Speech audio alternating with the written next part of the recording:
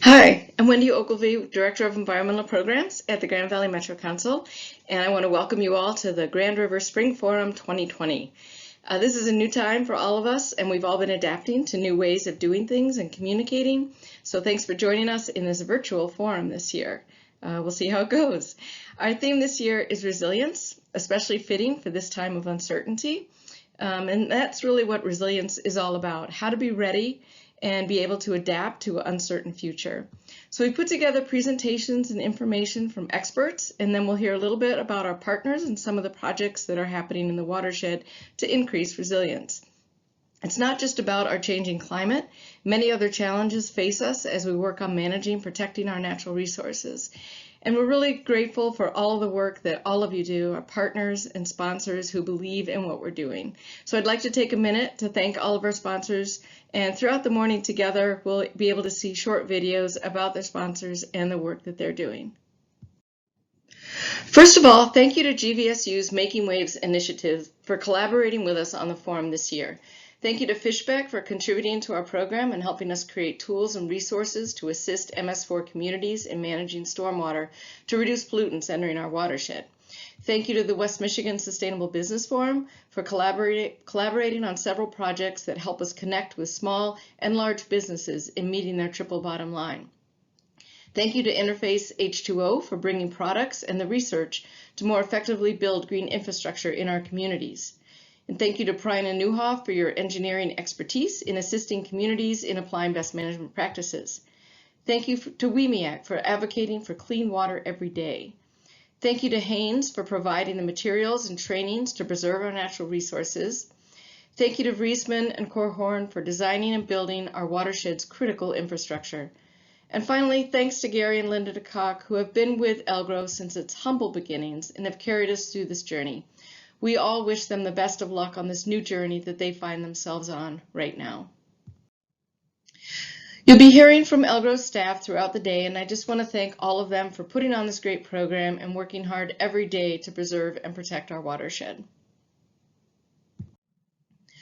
Our great team is supported by a fantastic board: Scott, Carrie, Aaron, Rachel, Brad, Ken, Ben, and Kelsey.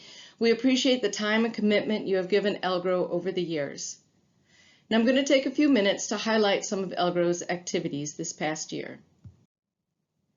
Our annual report is available online and describes many of the accomplishments and activities of the past year. Rachel has created much of the content that was conveyed through ELGRO's social media accounts and website, as well as through many of the MS4 community's news outlets. Our website had 11,000 unique visitors in 2019, up by more than 3,000 the previous year. We received over $157,000 in grant funding during the past year, allowing us to work on 15 different grants and participating on an additional 4 grants with community partners. Kara has collaborated with Michigan's Department of Environment, Great Lakes, and Energy's permitting section to get all of the required documents reviewed and the permits issued. They finally issued the first permit to the Kent County Drain Commissioner, and others will be following this summer. We've held several training sessions to present ELGRO's design spreadsheet to engineers and local officials working with the SWORD committee. Our SAW grant is complete, and we've accomplished several regional initiatives that will now be integrated into the MS4 program. Kara also developed trainings for pollution prevention and good housekeeping for municipalities and has been traveling throughout the watershed to deliver those trainings to Department of Public Works. We've also given many presentations throughout the state about our regional collaboration. ELGRO focused on public education and outreach for 2 targeted messages in 2019: waste management assistance and management of riparian lands. During the school year, Eileen and Courtney worked directly with over 3,100 students in 15 school districts and provided over 50 educational programs to these students. Our environmental education programs are all geared around just getting kids outside. Obviously, we've missed doing that work this spring, but hopefully to be ready and go back out this fall. In 2019, the work of the West Michigan Watershed Collaborative continued through the Regional Prosperity Initiative, which started back in 2016. This past year, public sector consultants conducted a public opinion poll to assess Michiganders' perception of water quality conditions, willingness to donate, and potential donation levels. The survey results confirm that Michiganders highly value water quality and, most importantly, are willing to support it financially. Work continues with the Grand River Restoration Project, which you'll hear more about in one of the following presentations. Grand Rapids Whitewater is working with its partners and getting closer to submitting a permit for the work. The Kent Conservation District and its partners have been conducting education and outreach to farmers in the Indian Mill and Rogue River watersheds and have obligated almost half of the funding available so far. So again, thanks for joining us and enjoy the show. Hi, my name is Kara Decker and I am the Stormwater Program Coordinator at Elgro. Every year before we gather for the forum, we ask all of you a few questions so that we can understand where our audience is coming from and your current thoughts about the Grand River. So thank you for filling out the answers to those questions with your registration for the forum this year. The data for the next few slides was compiled on May 1st, 2020, and I want to give a huge shout out to my coworker Courtney Cromley who put this presentation together. This year there are over 150 attendees to the forum, which makes it our biggest forum yet, and we are so happy that all of you are here and participating in the 17th annual event. We'd like to ask if we have any new attendees to the forum each year. So to those of you returning, thank you for sticking it out with us as we had to switch to this virtual platform. And for those of you who are new, welcome. We hope that all of you learned something new about the Lower Grand River watershed and about watershed resilience. And we encourage you to share these things with your friends, family, and coworkers. We also like to see our reach for attendees across the watershed.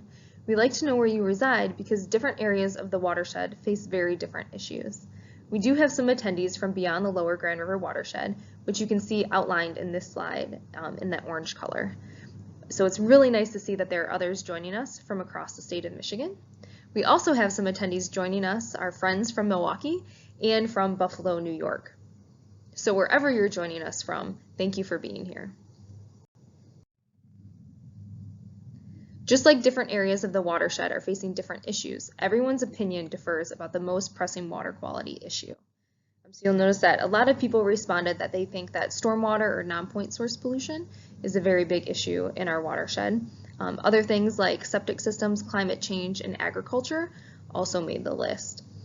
All of these issues are going to come up in today's various presentations that are all based around this year's forum theme, which is watershed resilience. The last question that we asked you was how you would rate the water quality of the Grand River. So in this slide, we've compared the past few years of survey responses to the same question. You can see that most of you responded that you think that the water quality of the Grand is in good or fair condition. And this is on par with the data that's been collected by the City of Grand Rapids in 2019. So the city takes river run samples along the Grand River, not just inside city limits, but then they create something called the Water Quality Index. So for 2019, that average number was a 73, and that's out of 100. Thank you all for participating in this year's survey, and please enjoy the rest of the forum.